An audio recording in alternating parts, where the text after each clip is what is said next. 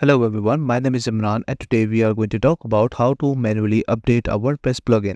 It's a very easy tutorial, so let's get started. First of all, obviously you need to go over the plugins and click on install plugins and you can see all the plugins you have over here.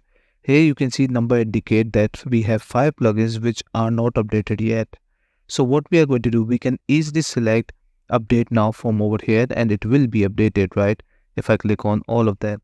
But there is also an easy way.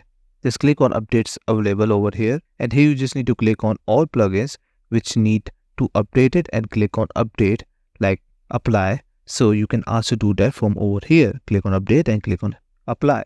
Once you update, you will see something like this. Every one of them will be updated, but sometimes it doesn't work. What you can do like this one, as you can see, it shows me that you need to back up your website and there are some compatibility alert. So make sure to do all of this, otherwise it won't work. And even if it doesn't work, what you can do, go to your Elementor and here you can just click on install update now.